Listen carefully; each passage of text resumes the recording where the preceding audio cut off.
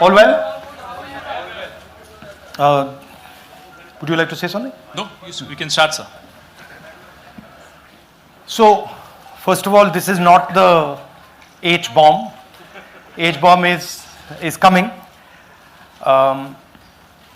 This is another milestone in setting up and demonstrating to the youth of this country how elections are being rigged.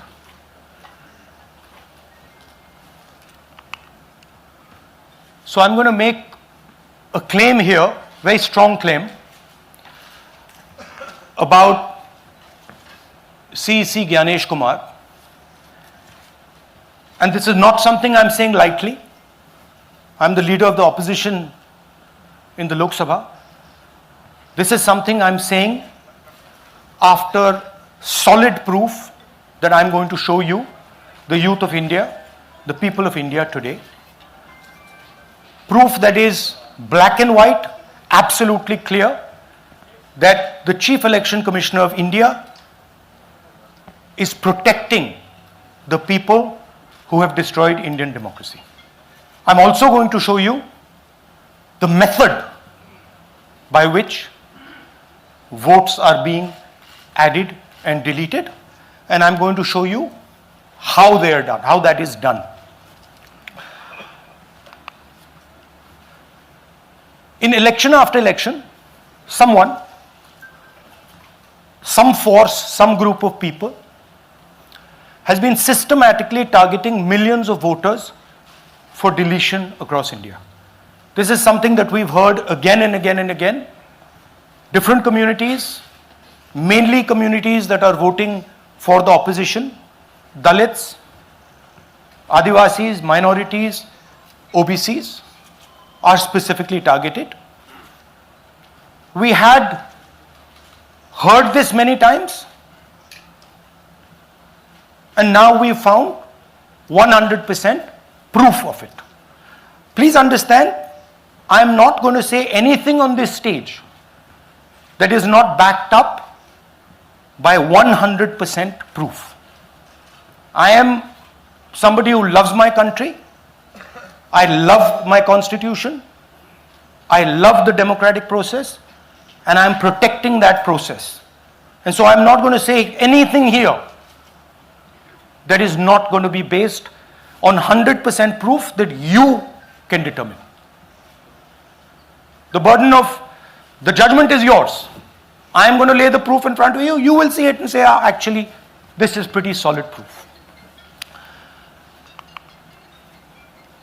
Aland is constituency in Karnataka. 6,018 votes.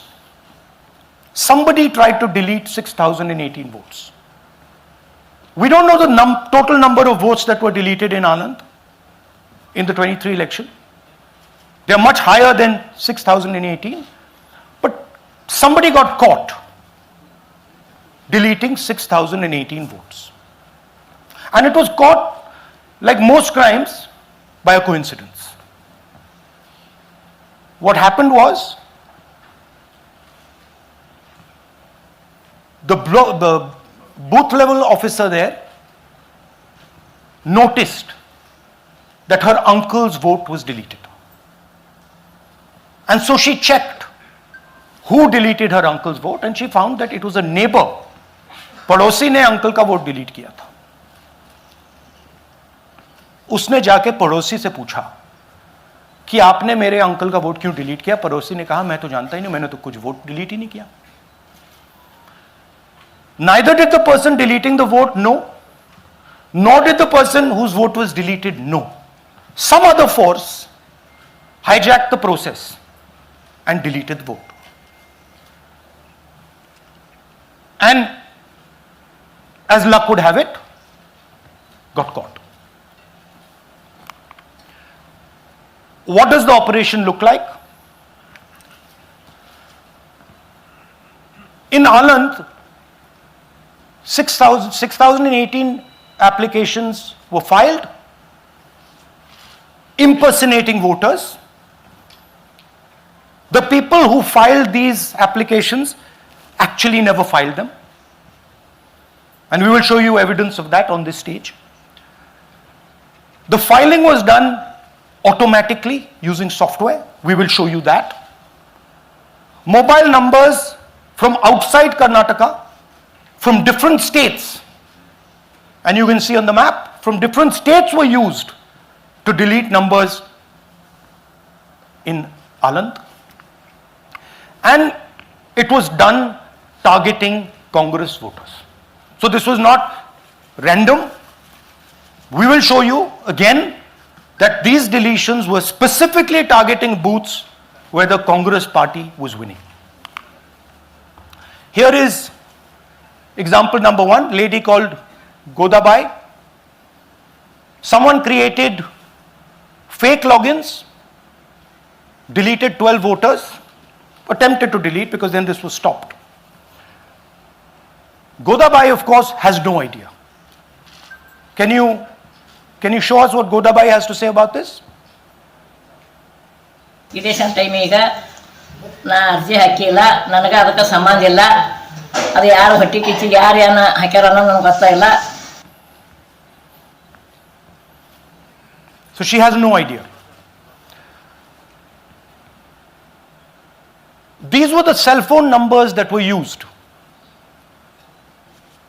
to delete these people. These are not from Karnataka. These numbers are from different states. You can see here.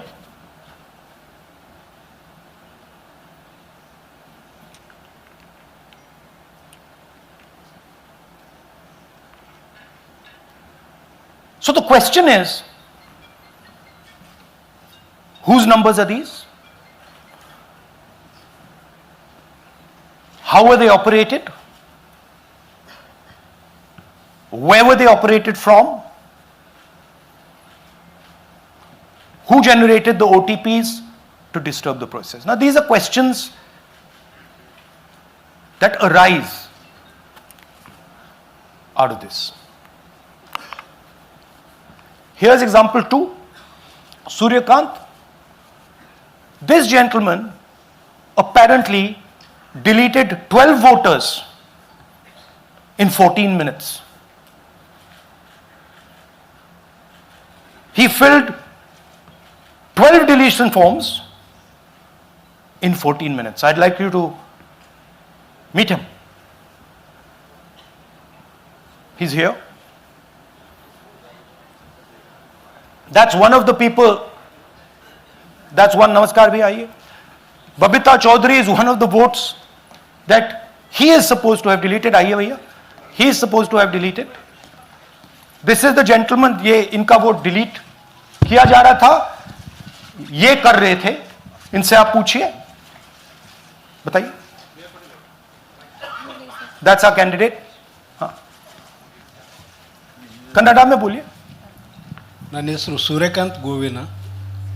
ನಾನು ಸರ್ಸಂಬ ಗ್ರಾಮದಲ್ಲಿ ಇದ್ದೆ. ನನಗೆ knowledge ಕೇಳದೆ ನನ್ನ ಹೆಸರು ಮೇಲೆ 9 ಜನರ ಲಿಸ್ಟನ್ನು delete ಮಾಡಿದ್ದಾರೆ. ಅದು ಯಾಕಂತ ಇವರು ನನಗೆ ಬಂದು ಕೇಳಿದರು, ನಮ್ಮ ಹೆಸರು ನೀವು ಯಾಕೆ ಡಿಲೀಟ್ ಮಾಡಿದ್ರಿ ಅಂತ.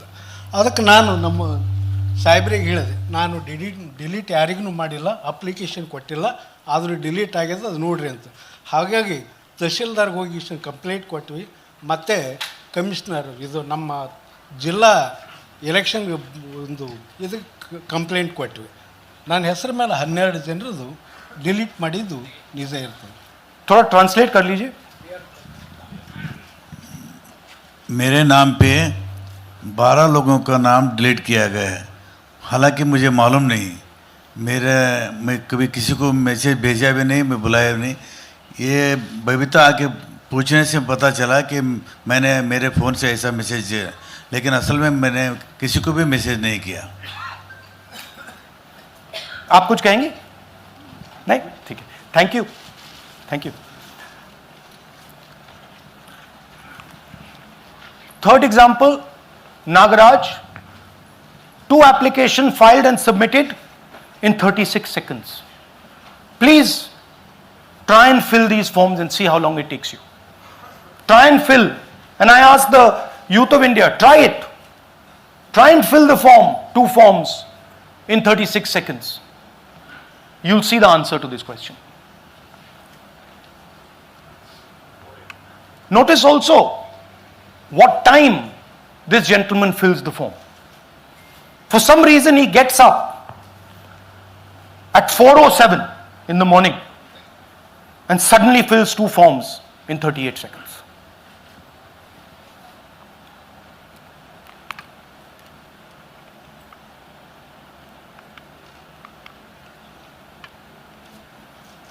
Now let's talk about how this is being done and why I'm saying and we are saying that this is being done in a centralized manner, and this is being done not using individuals but using software. Look at the serial numbers. Serial number 1, serial number 1, serial number 1, serial number 1. Serial number 1 means that this is the first person whose name, this is the first name in the booth. So a software is picking up the first name in the booth and using it to delete voters. So someone ran an automated program that ensured the first voter of the booth was the applicant. That same person got cell phones from outside the state, used them to file the applications. And we are pretty certain that this was done in a centralized manner and it was done at scale. This was not done in a, at a worker level. This was done at a call center level. Okay? Targeted deletions in strong Congress booths. The top 10 booths with maximum deletions are Congress strongholds. Congress won 8 other 10 booths in 2018. This was not a coincidence. This is a planned operation. Now, let's come to why I'm making such a direct accusation about this gentleman, Gyanesh Kumar. There is an ongoing investigation on this matter in Karnataka. The CID of Karnataka has sent 18 letters in 18 months. 18 letters in 18 months to the Election Commission.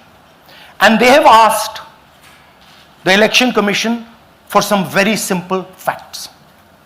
Number 1, give us the destination IP from where these forms were filled. Number 2, give us the device destination ports from where these applications were filed. And number 3, most important, give us the OTP trails, because when you file, you have to get an OTP. 18 times in 18 months. The CID of Karnataka has written to the Election Commission for this. And they are not giving it. Why are they not giving it?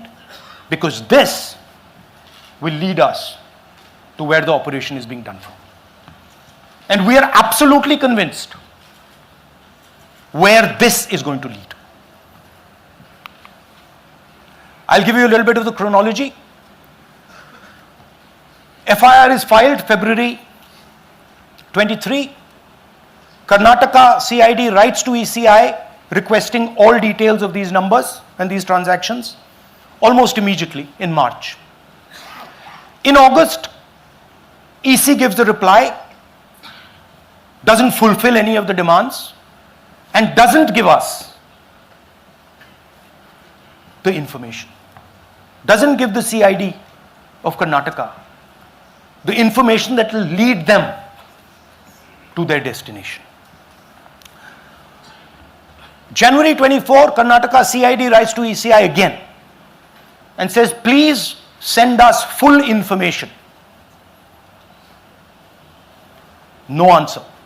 Karnataka CID by September 25, last letter went in September 25, has written 18 reminder letters. While this is going on, the CEC of Karnataka writes to the Election Commission in Delhi and says there is a matter, please provide this information. And the CC of Karnataka multiple times asks the Election Commission. No answer. Now this is absolute solid proof that Gyanesh Kumar is protecting the people who are doing this. This is also absolute solid proof, what I've shown you, that this is being done in a centralized way, this is being done at scale, and this is being done using large resources. Question is, who is the someone? And the answer is with the EC today. The Election Commission of India knows who is doing this. And I want every single youngster in India to know that they are attacking this. And this is your future.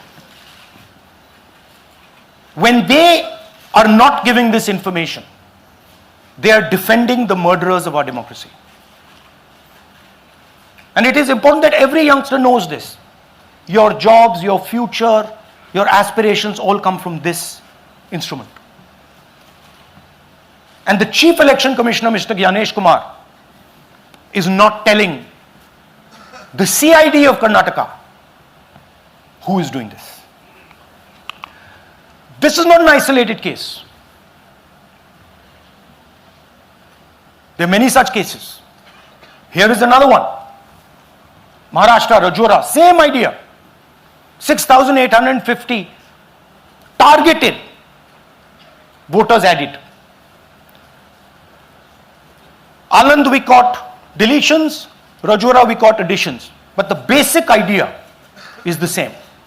Phones from outside, people who are supposed to have added voters don't know that they've added voters, people who have deleted voters don't know that they've deleted voters.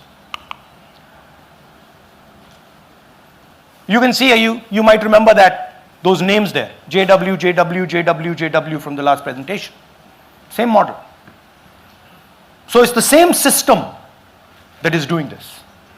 It's doing it in Karnataka, it's doing it in Maharashtra, it's done it in Haryana, it's done it in UP, and we have proof of all of it.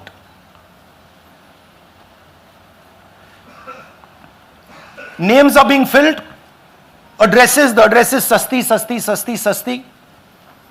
Name is UQ, JJW.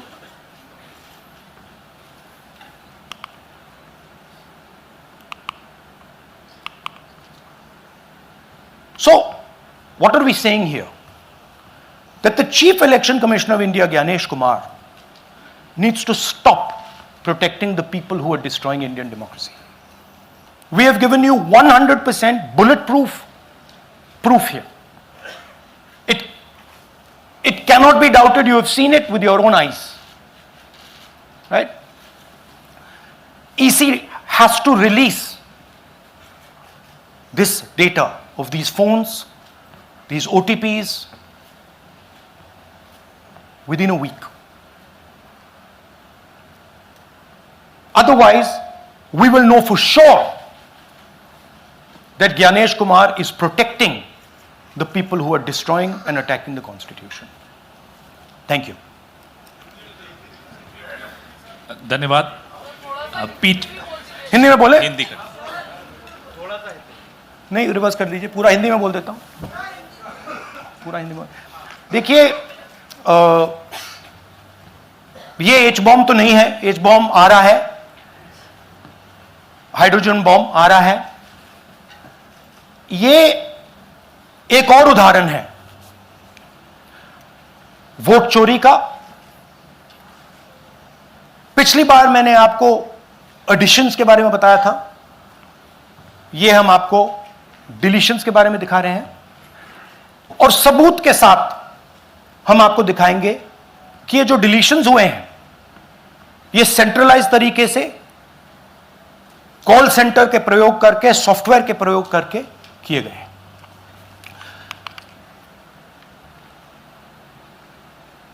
हमारे पास इस presentation में जो मैंने आपको अभी दिखाया 100% सबूत है, प्रूफ है कि ज्ञानेश कुमार जी हिंदुस्तान के चीफ इलेक्शन कमिश्नर वोट चोरों की रक्षा कर रहे हैं, और यह मैं आपको अभी दिखाने जा रहा हूं। हर इलेक्शन में हमें रिपोर्ट आती थी कि वोटर्स डिलीट हो रहे हैं, कांग्रेस वोटर्स डिलीट हो रहे हैं, ऑपोजिशन के वोटर्स डिलीट हो रहे हैं, दलित वोटर्स डिलीट हो रहे हैं, आदिवासी हो रहे हैं, माइनॉरिटी वोटर्स डिलीट हो रहे हैं, ओबीसी वोटर्स डिलीट हो रहे हैं। मगर जब डिलीट होते हैं ऑपोजिशन के ही होते हैं। कर्नाटक में आलंद कंस्टिट्यूएंसी है, यहां पे चोरी पकड़ ली, कोइंसिडेंस से पकड़ी। वहां की जो बीएलओ थी उसने देखा कि उसके रिश्तेदार को डिलीट कर दिया गया था। जैसे चोरी पकड़ी जाती है, कोई छोटी सी गलती हो जाती है, हाथ आ जाती है। आलंद में 6018 वोटर्स डिलीट हुए, उसमें से इनकी रिश्तेदार थे। उन्होंने पता लगाया कि मेरे रिश्तेदार को डिलीट किसने किया। पता लगा कि पड़ोसी ने रिश्तेदार को डिलीट किया। बीएलओ ने जाके पड़ोसी से पूछा कि भाई आपने मेरे रिश्तेदार को क्यों डिलीट किया? पड़ोसी ने कहा मैंने तो नहीं किया। बीएलओ सस्पिशियस हो गई, शक पड़ा, उसने प्रोसेस चालू कर दी।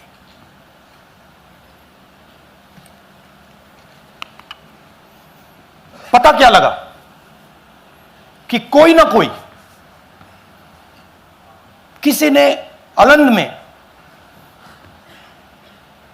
वोटर डिलीशन सिस्टमैटिकली ऑर्गेनाइज तरीके से, सेंट्रलाइज तरीके से किया। हमें यह नहीं मालूम कि आलंद में कितने वोटर डिलीट हुए, क्योंकि इससे बहुत ज्यादा हो सकते हैं। 6000, तकरीबन 6000 पकड़े गए, उस पर इन्वेस्टिगेशन हो गया। क्या पता लगा कि फाइलिंग ऑटोमेटिकली ऑनलाइन हो रही है। मोबाइल नंबर्स कर्नाटक के नहीं यूज हो रहे, मोबाइल नंबर्स दूसरी स्टेट्स के यूज हो रहे हैं। इनफैक्ट कर्नाटक के नंबर थे ही नहीं उसमें। मतलब आप दिल्ली में बैठे डिलीट कर रहे हो, आपका नंबर तमिलनाडु का है। आप गुड़गांव में डिलीट कर रहे हो, आपका नंबर झारखंड का है। और जब हम चेक कर रहे हैं कि भैया आपका नंबर है, तो आपका नंबर है ही नहीं, किसी और का नंबर है। और टारगेट करके कांग्रेस वोटर्स को डिलीट किया गया। ये गोदाबाई जी हैं, इनके नाम पर 12 वोटर्स डिलीट किए गए। इनको मालूम ही नहीं, इनको पता ही नहीं कि इन्होंने 12 वोटर्स डिलीट किए। दिखाइए जरा। ಇಲೆಕ್ಷನ್ ಟೈಮ್ ಈಗ ये इनका वीडियो है। ನಾ ಅರ್ಜಿ ಹಾಕಿಲ್ಲ, ನನಗೆ ಅದಕ್ಕೆ ಸಂಬಂಧ ಇಲ್ಲ। ಅದು ಯಾರು ಹೊಟ್ಟಿ ಕಿಚ್ಚಿ ಯಾರು ಏನ ಹಾಕ್ಯಾರ ಅನ್ನೋದು ನನಗೆ ಗೊತ್ತಾಗಿಲ್ಲ। तो इनको आइडिया नहीं है कि इन्होंने वोटर्स डिलीट कर दिए।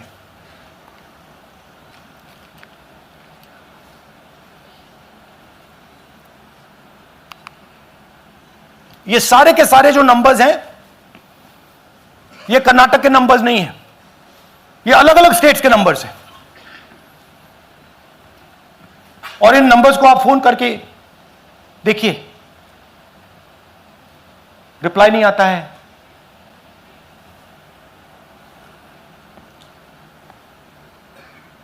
तो सवाल यह है कि किसके नंबर्स हैं, ये किसने ऑपरेट किए, जब इन्होंने ऑपरेट किए ये कहां थे,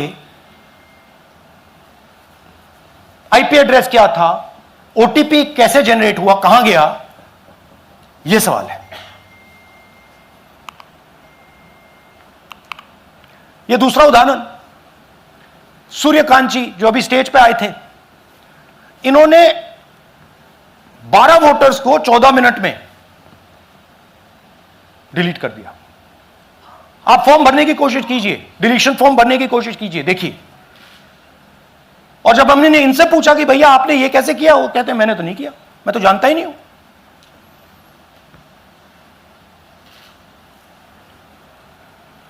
बबीता चौधरी जी का इन्होंने एक नाम डिलीट किया, यहां खड़ी हैं बबीता जी, यहां हैं, सूर्यकांत जी यहां हैं, आ जाइए जरा स्टेज पे, एक सेकंड आ जाइए, ये दोनों खड़े हैं यहां पे, सूर्यकांत जी, बबीता जी।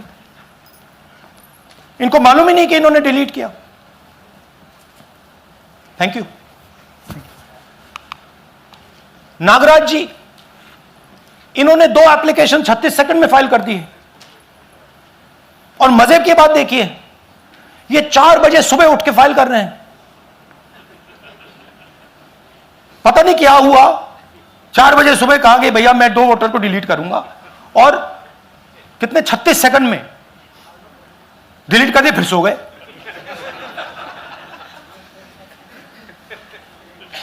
हमारी माइंड में पहले सवाल था कि क्या इलेक्शन कमीशन भी सो रहा है, मगर नहीं, सोया कोई नहीं है, जगे हुए हैं, सिस्टमैटिकली मदद हो रही है। यह देखिए दूसरी बात, जो भी डिलीट कर रहा है वोटर लिस्ट में उसका सीरियल नंबर 1 है। मतलब जो भी वोटर लिस्ट में पहले नंबर पे आता है वही डिलीट कर रहा है। 5वें नंबर वाला, 7वें नंबर वाला, 10वें वाला कोई नहीं कर रहा। तो हो क्या रहा है, सॉफ्टवेयर से यह काम किया जा रहा है। सॉफ्टवेयर प्रोग्राम कह रहा है पहला नाम निकालो और इसका प्रयोग करके डिलीट करो। टारगेटेड डिलीशंस हो रहे हैं। कांग्रेस पार्टी पर आनंद में अटैक किया। टॉप 10 बूथ्स जहां सबसे ज्यादा कांग्रेस की स्ट्रेंथ थी वहां टारगेट किया। और 2018 में पिछले इलेक्शन में 10 में से 8 बूथ कांग्रेस पार्टी जीती थी, और इन 8 में से इन्होंने 6000 लोग उड़ाने की कोशिश की। ये कोइंसिडेंस नहीं था, ये प्लान था, और ये सेंट्रलाइज तरीके से किया जा रहा है। अब मैंने बहुत बड़ी बात बोली, चीफ इलेक्शन कमीशन के बारे में मैंने बोला कि यह व्यक्ति वोट चोरों की रक्षा कर रहा है। जो भी मैं यहां बोल रहा हूं 100% प्रूफ के साथ, सबूत के साथ बोल रहा हूं। और मैं अभी आपको दिखाना चाहता हूं कि मैं ये शब्द क्यों बोल रहा हूं और किस बेसिस पे बोल रहा हूं। आपको अपनी आंखों से ये दिखेगा। कर्नाटका सीआईडी ने केस चालू किया कि वोटर कौन है, ये फोन किसके हैं, ये आईपी एड्रेस क्या है, ओटीपी कहां गया, इन चीजों के बारे में इन्वेस्टिगेशन शुरू होती है। कर्नाटक सीआईडी ने हिंदुस्तान के इलेक्शन कमीशन को 18 चिट्ठियां लिखी हैं। हमें आप ये इंफॉर्मेशन दीजिए, बिल्कुल क्लियर है, डेस्टिनेशन आईपी दीजिए, डिवाइस डेस्टिनेशन पोर्ट दीजिए, ओटीपी ट्रेल दीजिए, फोन नंबर्स दीजिए, फोन नंबर्स के मालिकों के नाम दीजिए। क्लियरली पूछा है, नो आंसर। 18 चिट्ठी CID Karnataka, no answer from chief election commissioner, no answer from election commission. Timeline देखिए,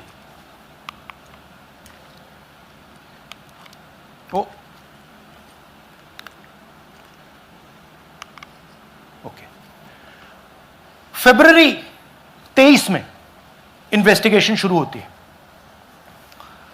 मार्च 23 में कर्नाटका सीआईडी चिट्ठी लिखती है ईसीआई को कि हमें सारे डिटेल्स दे दीजिए। अगस्त में इनकंप्लीट डिटेल्स दी जाती हैं, जिससे कोई इन्वेस्टिगेशन आगे नहीं बढ़ेगा। जिन चीजों की जरूरत थी वो नहीं दी, जिसकी जरूरत नहीं थी वो सारी दे दी। पहला सबूत। दूसरा सबूत, 18 बार रिमाइंडर लेटर गए हैं। आपको अगर सीआईडी एक बार लेटर भेज दे और आप नहीं गए, आप जानते हो क्या होगा। यहां पे इलेक्शन कमीशन को 18 बार लेटर गए हैं, कुछ नहीं हुआ है। बाद में क्या होता है, कर्नाटक ईसी इलेक्शन कमीशन को लिखता है, कहता है भैया हमें दे दीजिए, आपको इंफॉर्मेशन देना पड़ेगा। No reply. मार्च 25 में, आखिरी लेटर सितंबर में गया है, कुछ ही दिन पहले। No reply from EC. यह है सबूत कि ज्ञानेश कुमार जी वोट चोरों की रक्षा कर रहे हैं, और यह ब्लैक एंड व्हाइट सबूत है, इसमें कोई कंफ्यूजन नहीं है कहीं।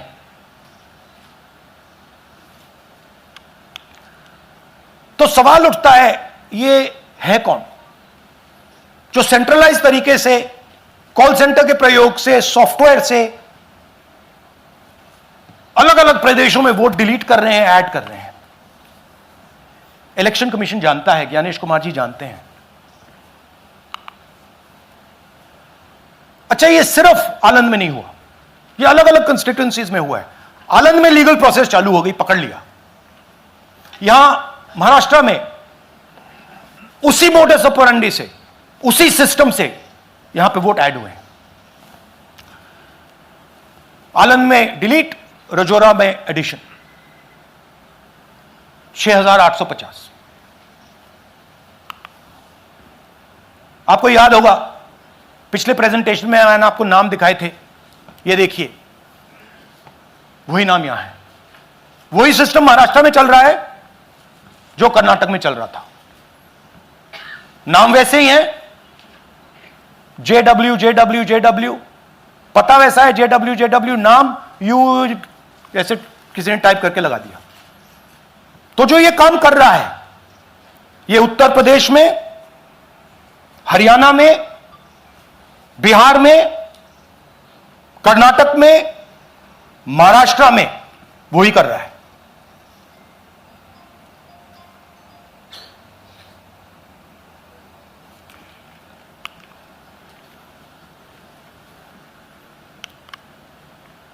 तो हमारी डिमांड है, ज्ञानेश कुमार जी, आप अपना काम कीजिए। आपने ओथ लिया है, आप हिंदुस्तान के चीफ इलेक्शन कमिश्नर हैं। आपसे कर्नाटक की सीआईडी सबूत मांग रही है। आप कर्नाटक की सीआईडी को यह सबूत 1 सप्ताह के अंदर दे दीजिए, नहीं तो पूरा हिंदुस्तान के सारे युवा इस बात को एक्सेप्ट करेंगे कि आप हिंदुस्तान के कॉन्स्टिट्यूशन, हिंदुस्तान के संविधान की हत्या में शामिल हो, हिंदुस्तान के संविधान की रक्षा नहीं कर रहे हो, और वोट चोरों की आप मदद कर रहे हो। Thank you. और थोड़ी देर में हम आपको हाइड्रोजन बॉम्ब दिखाने जा रहे हैं। नहीं, आज नहीं, थोड़ी देर में उसकी प्रिपरेशन चल रही है। क्योंकि हम देखिए, मैंने टीम से कहा है कि अगर मैं स्टेज पे जा रहा हूं, ब्लैक एंड व्हाइट प्रूफ नहीं होगा, मैं नहीं जाऊंगा। अगर ब्लैक एंड व्हाइट प्रूफ होगा, जो कोई मतलब उसको निगेट नहीं कर सकता, मैं जाऊंगा। मैं देश के कॉन्स्टिट्यूशन की रक्षा कर रहा हूं, संविधान की रक्षा कर रहा हूं, मैं लोकतंत्र की रक्षा कर रहा हूं, और मैं सच्चाई आपके सामने रख रहा हूं। बहुत बहुत धन्यवाद, नमस्कार, जय हिंद। सर 3 सवाल। पीटीआई से संजीव चोपड़ा। या राहुल जी, दिस साइड। या राहुल जी इधर, हाँ, लेफ्ट कहाँ है? To your right. हाँ, हेलो। राहुल जी, आज आपने नया खुलासा किया है कि कैसे वोट चोरी हो रही है। आपने पहले भी महादेवपुरा के बारे में बताया कि कैसे एडिशंस हो रही हैं, अब आपने बताया कैसे डिलीशंस हो रही हैं। लेकिन देखने में ये आ रहा है कि इलेक्शन कमीशन इस पे कोई एक्शन नहीं ले रहा, और आगे चल के वो तैयारी कर रहे हैं पूरे देश में एसआईआर लाने की। तो आप इस मुहिम को आगे कहां तक ले जाएंगे, और एसआईआर के बारे में क्या करने वाले हैं? देखिए, हम आपके सामने क्रिमिनलिटी रख रहे हैं, हमारा काम आपके सामने सच्चाई रखने का है, और हम रख रहे हैं। हिंदुस्तान में दूसरे इंस्टीट्यूशंस भी हैं, सिर्फ इलेक्शन कमीशन नहीं है, लीगल सिस्टम है, उनको भी इन चीजों को देखना चाहिए। यहां पे हम चीफ इलेक्शन कमिश्नर के बारे में ब्लैक एंड व्हाइट कह रहे हैं। आपने कहा कि हमने एडिशन डिलीशन दिखाया,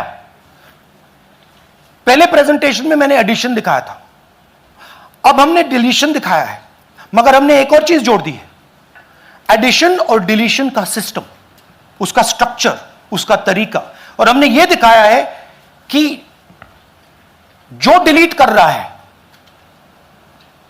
जो ऐड कर रहा है, महाराष्ट्र में, कर्नाटक में, यूपी में, वो एक ही आदमी है, एक ही फोर्स है। हमने आपको वो एड्रेसेस दिखाए। Same system is being used in Maharashtra, is being used in Karnataka, is being used in Uttar Pradesh, is being used in Haryana. Same people are doing it. से Siddharth, ANI। Sir, this side, sir. हाँ Sir, on your left, sir. हाँ On your left. This side, sir, on your left. Sir, मेरा आपसे सवाल ये है कि जब आप कह रहे हैं कि ज्ञानेश कुमार जो चीफ इलेक्शन कमिश्नर है, उन्हें पता है ये कौन कर रहा है, हाँ। और ये पॉलिटिकल फायदा जरूर किसी को हो रहा है। आप कह रहे हैं कांग्रेस के बूथ के ऊपर ही हाँ। सारे वोट्स डिलीट किए जा रहे हैं, तो वो कौन लोग आपके हिसाब से हैं जिनको ये फायदा पहुंच रहा है, पहला। और दूसरा ये कि वो आपने एक देखिए, हफ्ते का हाँ, समय दिया sorry। है, जब आपने एक हफ्ते का समय दिया है, तो क्या एक हफ्ते बाद आप इसको आगे कैसे इनिशिएट करेंगे? क्या आप लोग कोर्ट का रास्ता अपनाएंगे या और कोई हायर एजेंसी से इस बात की डिमांड करेंगे? क्योंकि ये ऑर्गेनाइज्ड तरीके से क्राइम दिखाई दे रहा है जो आप बता रहे हैं, अगर आपकी बात के ऊपर जाएं। देखिए, फ्रैंकली ये जो मैं यहां कर रहा हूं, ये मेरा काम नहीं है। मेरा काम डेमोक्रेटिक सिस्टम में पार्टिसिपेट करने का है। मेरा काम डेमोक्रेटिक सिस्टम की रक्षा करने का नहीं है। वो काम हिंदुस्तान के इंस्टीट्यूशंस का है। वो काम वो नहीं कर रहे हैं, इसलिए मैं कर रहा हूं। अब मैं आपको यह कह सकता हूं कि हमने आपको 2 बार सबूत दिखाया है, और जब हम ये प्रेजेंटेशंस खत्म करेंगे, इसमें लगेंगे 2-3 महीने, जब हम ये खत्म करेंगे, आपके माइंड में कोई डाउट नहीं होगा कि हिंदुस्तान में state after state, Lok Sabha after Lok Sabha चोरी हो रही है। तो मेरा काम सच्चाई दिखाने का है। मैं हिंदुस्तान की जनता को, हिंदुस्तान के युवाओं को सच्चाई दिखा सकता हूं। यह मेरा काम है। उनकी जो इंटरेस्ट है, क्योंकि ये जो कॉन्स्टिट्यूशन है, ये हिंदुस्तान की जनता का रखवाला है, प्रोटेक्टर है, और मैं इसकी प्रोटेक्शन कर रहा हूं। इसकी प्रोटेक्शन करने का काम हिंदुस्तान के इंस्टीट्यूशंस का है, हिंदुस्तान के ऑपोजिशन लीडर का नहीं है, मगर इंस्टीट्यूशंस नहीं करने हैं। अच्छा, एक इंटरेस्टिंग बात आई है जो मैं आपको बताना चाहता हूं कि इलेक्शन कमीशन के अंदर से हमें मदद मिलनी शुरू हो गई है। मैं साफ बोल देता हूं, इलेक्शन कमीशन के अंदर से, पहले नहीं हो रहा था, अब इलेक्शन कमीशन के अंदर से इंफॉर्मेशन आ रही है। यह रुकेगा नहीं, यह रुक नहीं सकता है, क्योंकि हिंदुस्तान की जनता इस बात को एक्सेप्ट नहीं करेगी। एक बार हिंदुस्तान की जनता को, हिंदुस्तान के युवाओं को पता लग गया कि वोट चोरी हो रही है, उनकी शक्ति लग जाएगी। IANS से आलोक झा। इस तरह से नहीं प्लीज। IANS से आलोक झा। वो भी मैं आपको दिखा दूंगा, वो भी मैं आपको प्रूफ के साथ दिखा दूंगा, है हमारे पास। राहुल जी, हाइड्रोजन बॉम्ब में ब्लैक एंड व्हाइट है। मैं फाउंडेशन लगा रहा हूं, मैं फाउंडेशन क्रिएट कर रहा हूं, है हमारे पास। मैं स्टेज पे बिना प्रूफ के नहीं चढ़ूंगा, बता रहा हूं। राहुल जी आपने कहा, ऐसे ऐसे मत पूछिए please. Last question, Rahul ji, IANS से आलोक झा। राहुल जी इधर, आपने कहा आपके पास आलोक झा इधर सर, कहाँ हैं जी? हाँ, आपने कहा सर कि आपके पास पुख्ता सबूत है, ब्लैक एंड वाइट सबूत है, तो क्या अगर ईसीआई अभी जवाब नहीं देती है तो कोर्ट का रुख करेंगे, ये ऑप्शन है आपके पास, जाएंगे? देखिए मैंने कहा कि मेरा काम as opposition leader normal situation में मेरा काम ऑपोजिशन का रोल है, सरकार पे प्रेशर डालने का रोल है। मेरा काम हिंदुस्तान के लोकतंत्र को बचाने का नहीं है, मैं वो काम कर रहा हूं, इस स्टेज पे मैं वो काम कर रहा हूं। तो मेरी सोच है कि as a patriotic Indian, as somebody who loves India, who loves the constitution, it is my duty to put the truth in front of the people of India. अब अगर हिंदुस्तान के इंस्टीट्यूशंस कुछ करना चाहते हैं वो करेंगे, उनमें भी बहुत लोग हैं, जैसे मैंने आपसे कहा, मैं सरप्राइज हो रहा हूं, इलेक्शन कमीशन से लोग आ रहे हैं, इंफॉर्मेशन दे रहे हैं और बढ़ रहा है वो।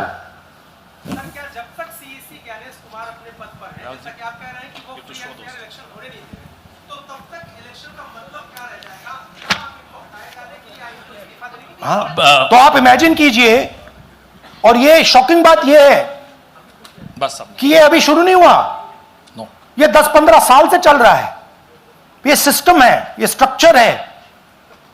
हिंदुस्तान की जो डेमोक्रेसी है वो हाईजैक हो गई है।